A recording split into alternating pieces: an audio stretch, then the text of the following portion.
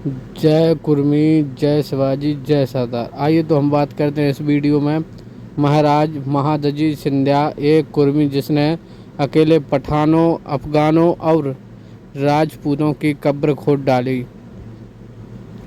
जो एक महान शूरवीर योद्धा थे। हमारे कुल छत्रपति शिवाजी महाराज के सैनिक के रूप में रहे। महादजी सिंधिया जी महाराज एक कुर्मी कुल मराठा जाति से आते हैं, जिनका अत्याधुनिक बहुत संघर्ष रहा, जिनका कुर्मी समाज में बड़ा ऊंचा दर्जा माना जाता है। वीर मराठा महादजी सिंधिया, जिन्होंने 18वीं शताब्दी में, जब पूरे भारतवर्ष में त्राही त्राही मची हुई थी, किसी भी भारतीय शक्ति के अंदर अंग्रेजों की बढ़ती शक्ति को रोकने का समर्थ नहीं था। अंग्रेजों की बड़ी एवं प्रतीक्षित सेना के सामने भारतीय ताश के पत्तों की तरह बिखरते चले जा रहे थे। तब अकेले महादजी सिंधिया नहीं अपनी दम पर अंग्रेजों से लोहा लिया। सिंधिया नहीं, हमने अपने दम पर अंग्रेजों से लोहा लिया और मजबूती के साथ राजनीतिक और कूटनीति दोनों ही मोर्चों पर अंग्रेजों वह अपने सारे शत्रुओं को हराकर मराठा कुर्मी छत्ती का बचाव स्थापित किया। अंग्रेजी विद्वान विलियम जोन्स के अनुसार महादजी सिंधिया 18वीं शताब्दी में सदी के दक्षिण एशिया के सबसे मजबूत व्यक्ति थे। योग्यता, नम्रता और वीरता के कारण महादजी सिंधिया मराठा साम्राज्य में बचपन से सम्मानित किए गए थे, जिन्होंने अपनी शूरवीरता को दिखाते हुए अपने हिंदुस्तान और अपनी समाज का नाम रोशन किया। जिन्होंने पानीपत के तृतीय युद्ध में, जब मराठों व अहमद शाह अब्दाली के नेतृत्व के अंदर संयुक्त इस्लामिक शक्तियों में युद्ध हुआ, युद्ध में भीषण रक्तपात हुए, दोनों ही पक्षों को भारी क्षति हुई थी। महादजी सिंधिया अकेले मराठा सरदार थे जो युद्ध के बाद जीवित बचे थे।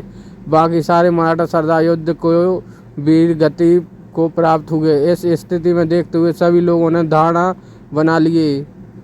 महादजी सिंधिया ने अपनी योग्यता का परिचय देते हुए इस धारणा को ध्वस्त कर दिया। पानीपत के ध्वस्त संग्रह युद्ध के मात्र 1 वर्ष बाद महादजी सिंधिया के नेतृत्व में मराठा कुर्मियों ने रोहिलखंड पर आक्रमण कर दिया।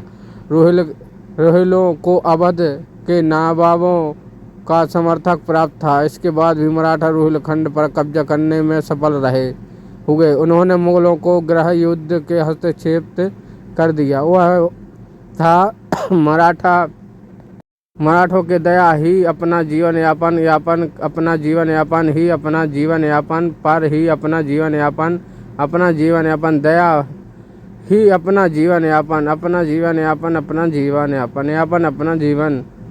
अपना था। 1790 में महादजी सिंधिया ने जोधपुर और जयपुर के राजपूतों राज्यों को हराकर उन्होंने अपनी अधीन कर लिया। राजपूतों को मोह की खानी पड़ी। उसके उपरांत महादजी सिंधिया ने हैदराबाद के निजाम के विरुद्ध भी युद्ध की घोषणा की, जिसमें निजाम को पूरी तरह हार का मुंह देखना पड़ा। महादजी सिंधिया ने अपने राज्य के अंदर हुए विभिन्न विद्रोह को सफलतापूर्ण दमन किया तथा फ्रांसीसियों के साथ महत्वपूर्ण राजनीतिक समझौते भी किए, जिसमें मराठा ने शक्ति में और भी ज़्यादा वृद्धि हुई।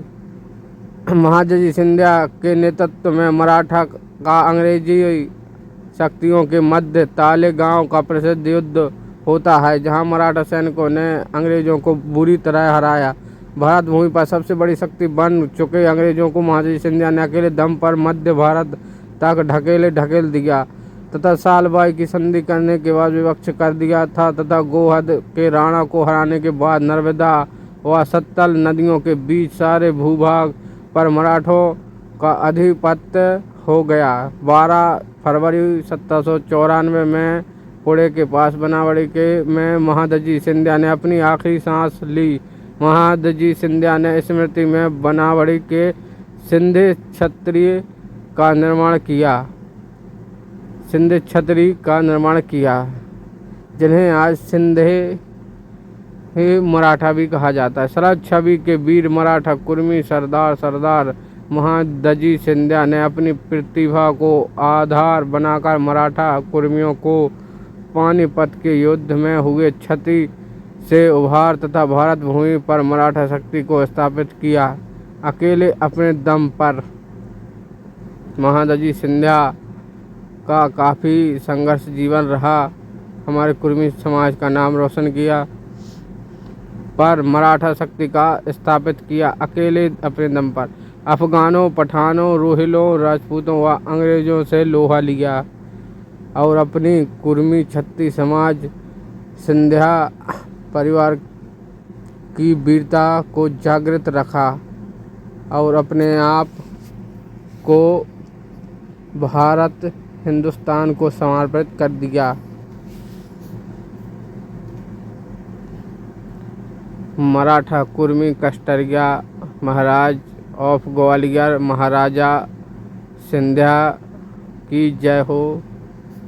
जय शिवाजी, जय सरदार, जय सिंधिया, जय कुर्मी, क्षत्रिय, मराठा, पटेल। जय हिंद, जय भारत, जय श्री राम। सभी भाई चैनल को सब्सक्राइब जरूर करें, लाइक करें, कमेंट करें, शेयर करें।